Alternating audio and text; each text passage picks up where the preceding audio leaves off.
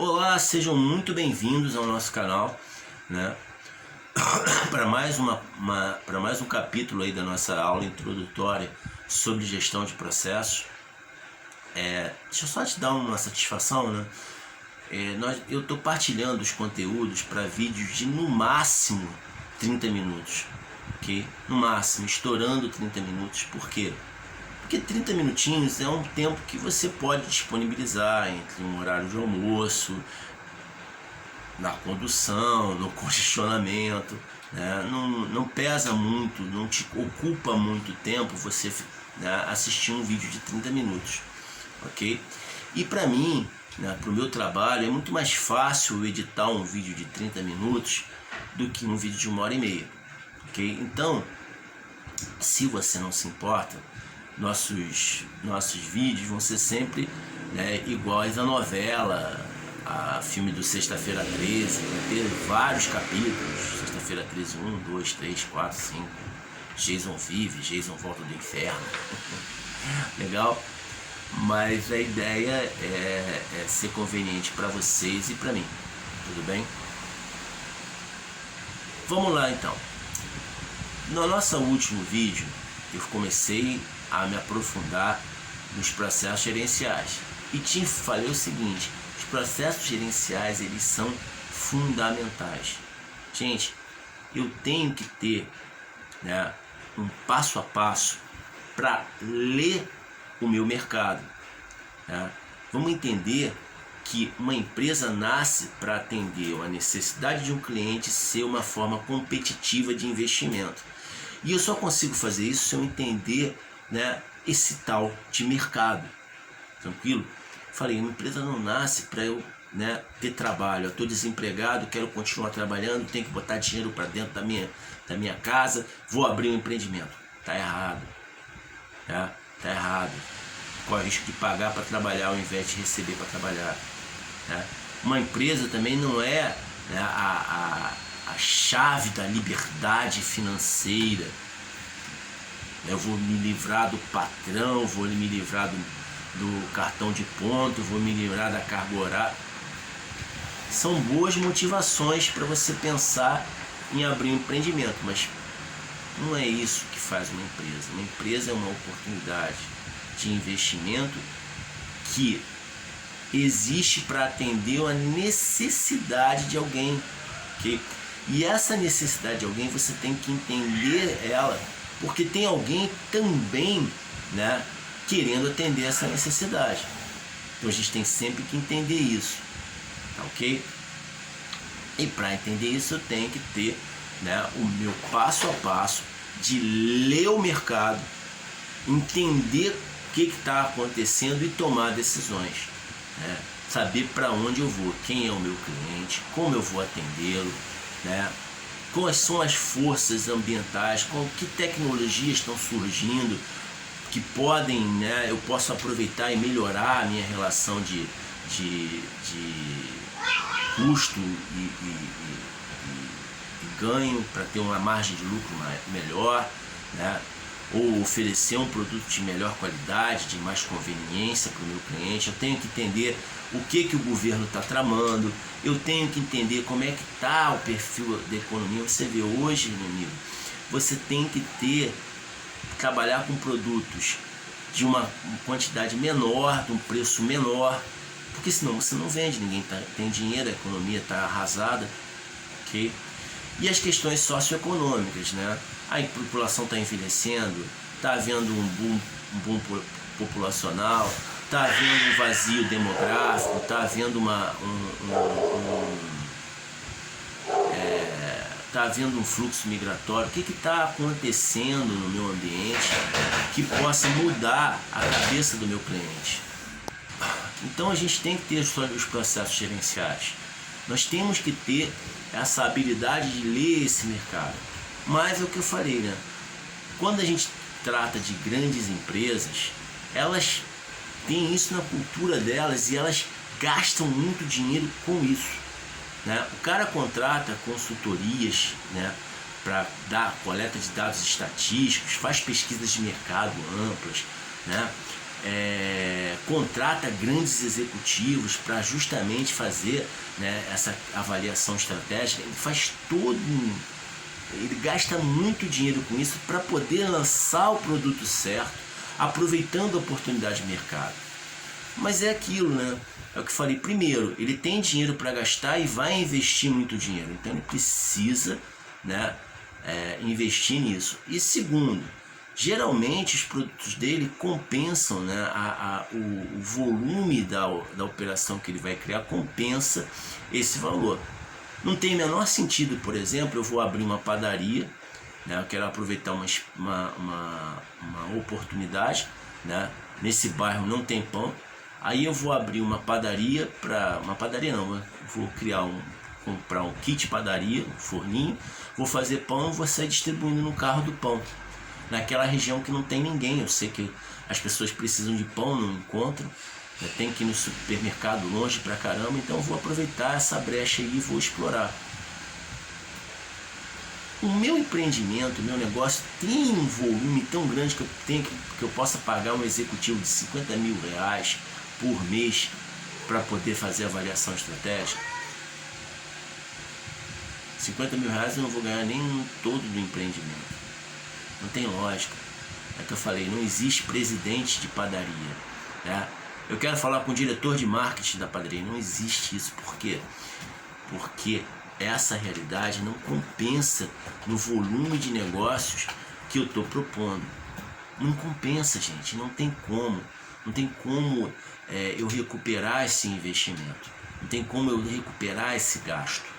Então, quem é pequeno empreendedor vai trabalhar sim com processos gerenciais, mas vai ter o quê?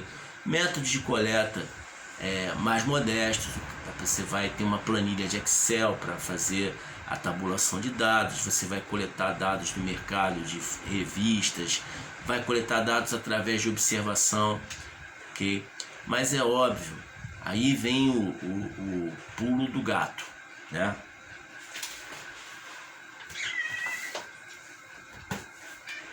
Olha o gato. Aí vem o pulo do gato, cara. Seja pequeno, seja regional, né? Procure trabalhar num ambiente geográfico limitado. Fundamental, empreenda naquilo que você já conhece, já traz um pacote de conhecimentos com você, entendeu? É mais fácil você entender as variáveis de mercado quando você atua numa coisa que você já conhece, por exemplo, numa área geográfica que você já reside ou trabalha, então você conhece o perfil daquele cliente, legal? Então tudo isso facilita, ok? Pensar pequeno, as empresas têm que nascerem pequenas, eu faço sempre uma analogia dos nenéns, né? O neném não nasce com 2 metros, por quê? Porque senão o neném ia conseguir nem nascer e não tem conhecimento, nem ia conseguir andar, legal?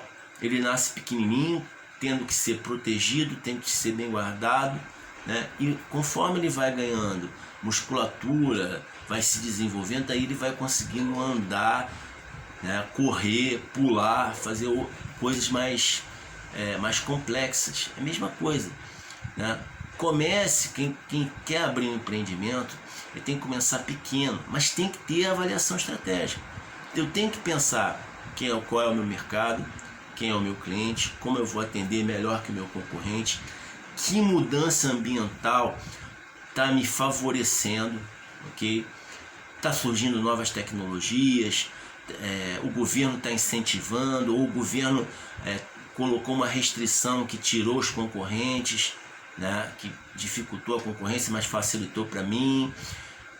Como é que é o perfil econômico, né? O pessoal está procurando um produto de maior valor agregado, a pessoa está procurando produtos mais baratos, ok? Como é que está o perfil socioeconômico do local que eu estou querendo? Está havendo muito fluxo migratório, é uma população muito envelhecida, é uma população de jovens. No momento que eu busco essas informações, defino as fontes de informações, a minha chance de acertar em criar o meu produto ou o meu serviço é muito maior, ok? E aí vamos entrar nos processos primários para você entender como isso se casa, como é que a lógica disso é tão bonita, né? Processo primário é aquele processo de fazer produto e serviço. É o passo a passo para o quê? Criar o produto ou criar o serviço que eu vou oferecer para o meu cliente. É uma cadeia, né, de trabalho que vai mudando as entradas até o que? Na última atividade do meu processo sai produto e serviço para venda, que vai ser distribuído, né? Vai ter uma estratégia de venda, de distribuição para chegar até a mão do meu cliente. Tá? Cada etapa você vai entrar com a matéria-prima, né? Vamos pensar num bolo, né? Bolo. Tu gosta de bolo, hein, cara? São exemplos simples do dia a dia que facilita o nosso entendimento. O bolo, para você fazer o bolo, você precisa do quê? Né? Farinha, ovo, fermento, suco disso, pedaço de fruta, seja lá o bolo de chocolate, seja lá o bolo que você vai fazer. São as matérias-primas, ok? Essas matérias-primas, elas vão ter um passo a passo até sair o que? O bolo, ok? Até sair o bolo você vai ter um passo a passo que no final vai acontecer o que? O bolo, tudo bem? Em cada passo, peguei a mistura, misturei, bati na batedeira. Cada passo desse eu vou agregar conhecimento, eu vou agregar trabalho, eu vou agregar custo, energia elétrica, hora de trabalho que eu vou ter naquilo ali, ok? E aí o produto que vai sair dali, tipo massa de bolo. A massa de bolo, ela já tem um valor maior pelas coisas que eu agreguei do que o que? As matérias-primas do bolo.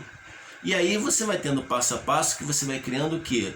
Que a gente chama de produto semi-acabado, ou seja, o produto que não é mais matéria-prima, mas que já é o que?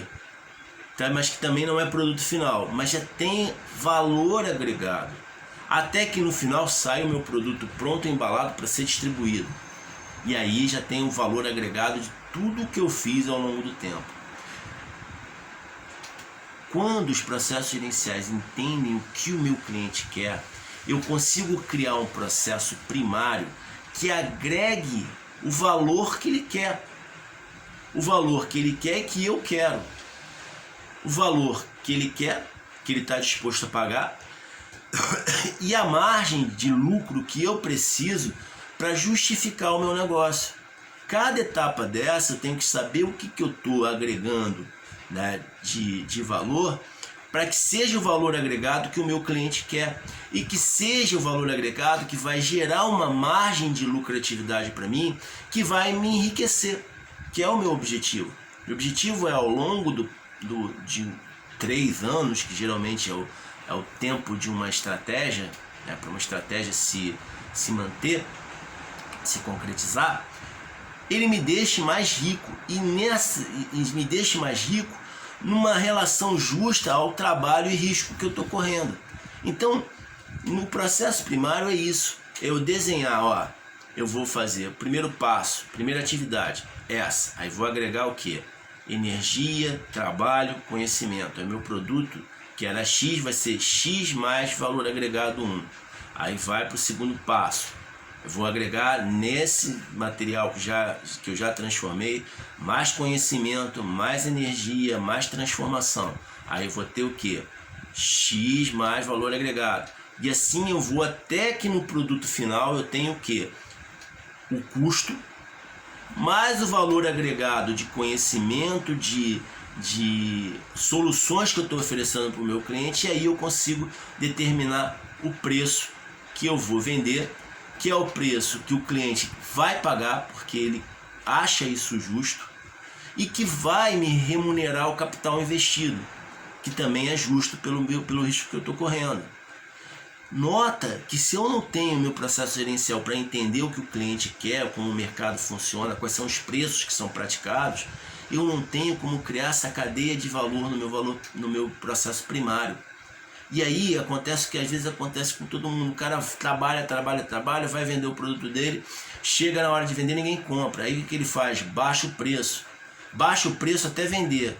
Aí vende, aí entra dinheiro, só que o dinheiro que entrou não paga, né? Às vezes não paga nem os custos que ele teve, ou então, pior dos mundos, paga os custos dele. Ele, finalmente lucro.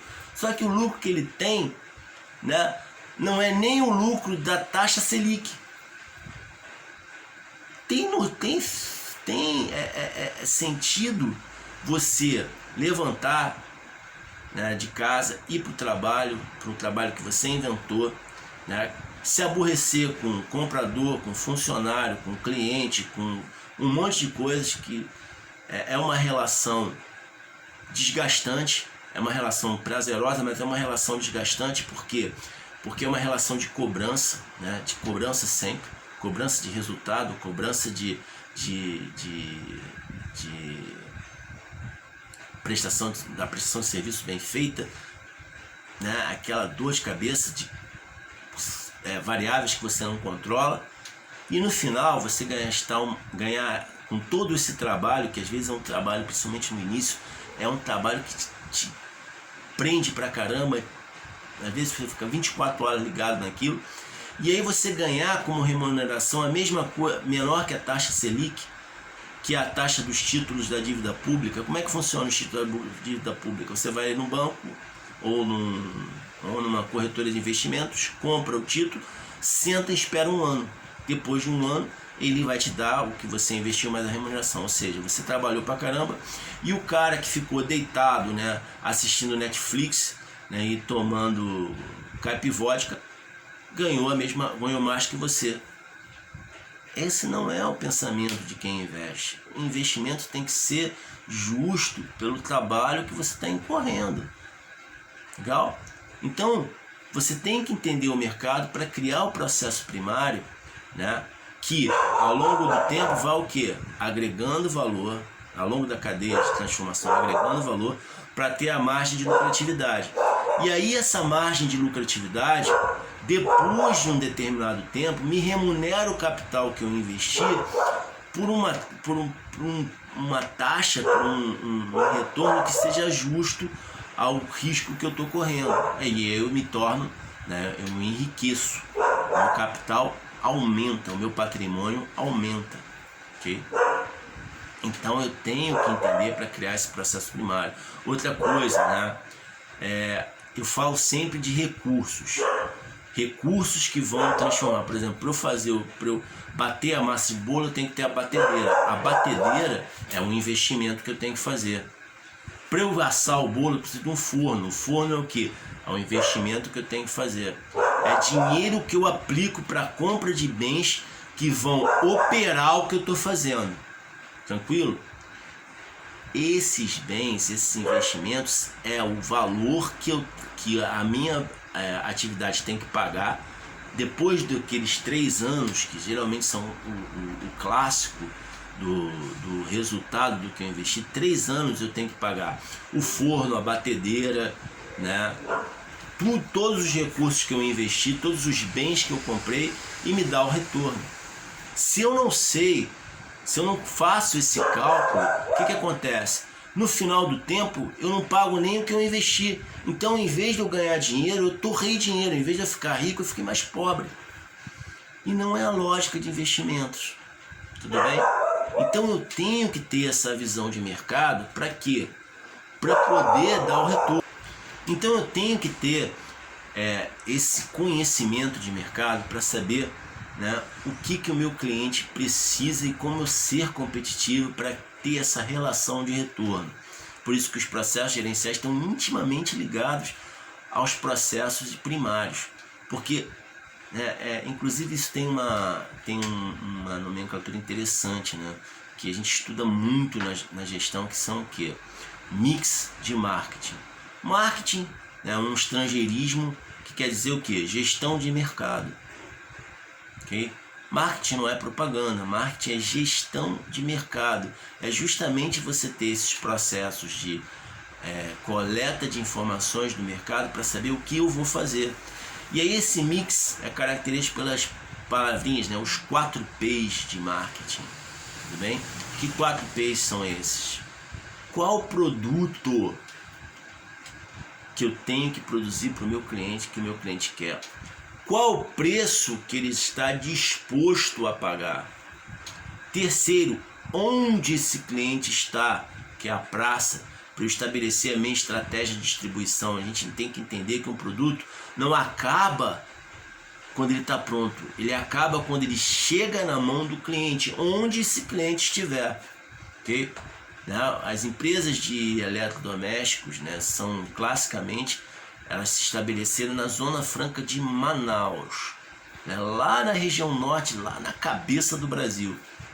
E elas têm que estar, elas não ficam prontas quando elas saem da fábrica, elas ficam prontas quando elas estão o quê?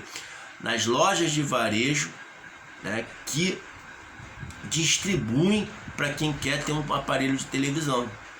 Então eu tenho que ter a ideia de criar o que a gente chama de cadeia de suprimentos, né? A cadeia de suprimentos fora da fábrica, né? Logística outbound, fora da fábrica. Ou seja, como o meu produto vai chegar na mão do meu cliente. Então eu tenho que ter essa noção de onde o meu cliente está, a praça, quais são as estratégias de distribuição, porque isso tem um custo. Nossa, tem um custo. E se tratando de Brasil, esse custo é altíssimo. Por quê? Porque o nosso modo padrão de transporte é um modal rodoviário, né? É mais uma pendência que o Brasil tem em relação à sua infraestrutura, porque é o modo mais caro. É muito mais barato, né, eu pegar um navio de um ponto e entregar em outro. É muito mais barato, né, o modal marítimo, né? É muito mais barato o modal ferroviário, mas não tem. Aqui é um dos poucos lugares em que você tem o irmão caminhoneiro que passa 3, 4 dias viajando. Isso não tem a menor lógica em termos de logística, mas pela falta de infraestrutura nos outros modais, você acaba sendo obrigado a entregar através de rodovias, de caminhões. São pequenos, tem um custo altíssimo, ok? Tem um risco enorme de atrasos, de inconvenientes que acontecem no transporte de uma rodovia, ok?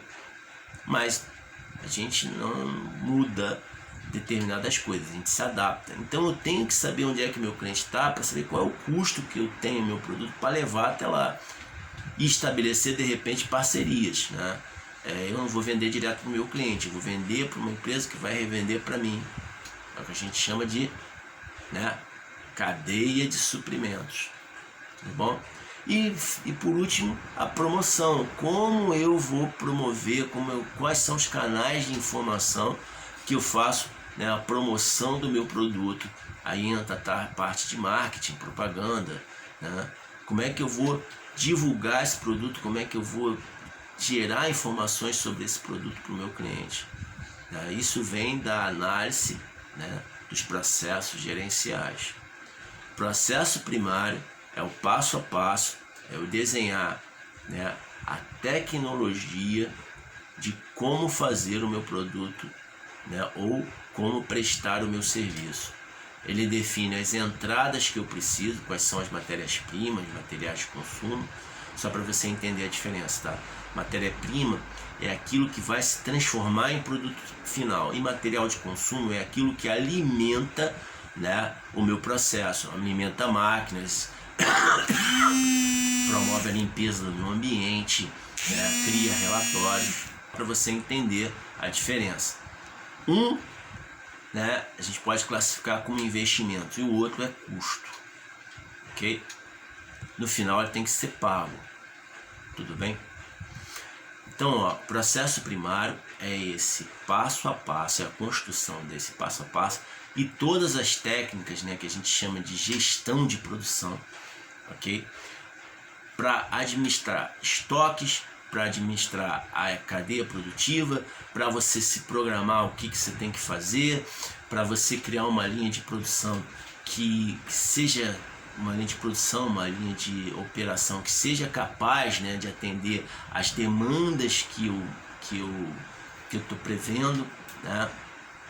Eu tenho que criar essa infraestrutura para produzir, a infraestrutura de distribuir, né, de vender, de fazer o atendimento pós-venda, que é fundamental, né, saber você recebeu o produto bem, você está entendendo como lidar com o produto, você tem alguma dúvida, né? O produto veio ruim, por que veio ruim? Então você tem que criar essa cadeia, né, que vai do processo de recebimento das matérias-primas e materiais de consumo, do processo que são as entradas, do processo de transformação, da administração dos recursos. Os recursos, eles têm um jeito de trabalhar, né, um padrão para esse trabalho, e esse padrão é um dos controles que a gente tem que ter para que a coisa saia no final aquilo que agrega o valor que o meu cliente quer e que me dá o retorno financeiro do que eu estou investindo, ok?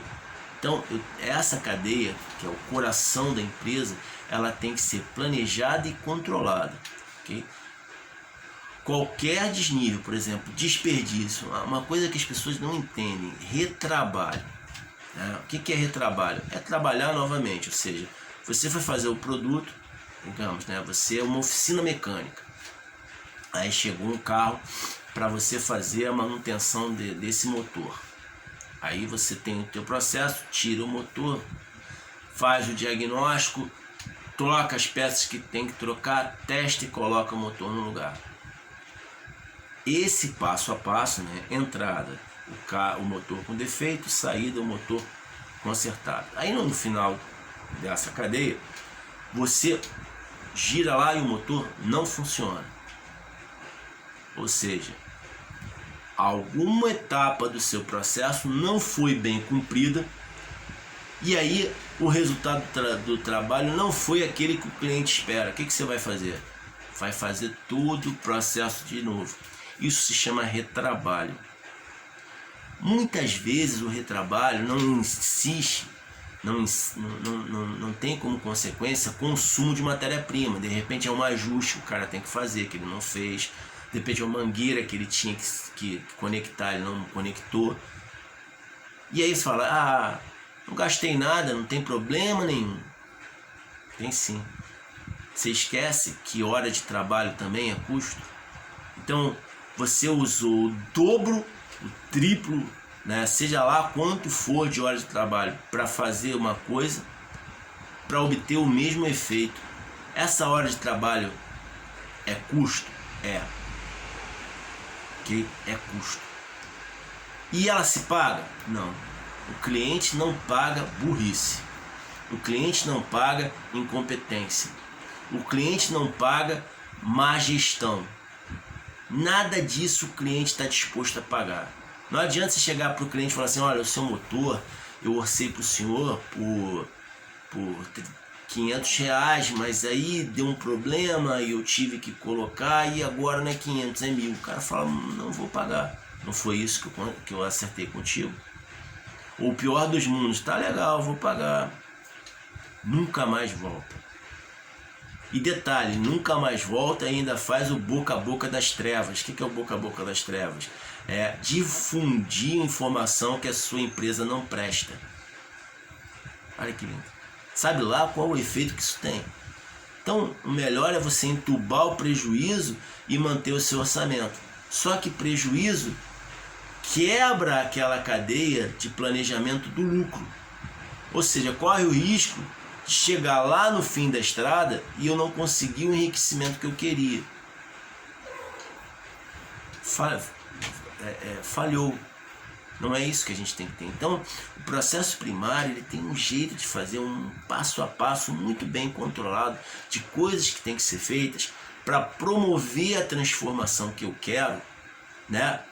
Agregando o valor que é necessário. Isso tem que ter um controle muito correto de procedimentos, de calibração de máquinas, de capacitação de funcionários, para que, né, esses recursos promovam a transformação que eu preciso sem desperdício, porque desperdício não se paga.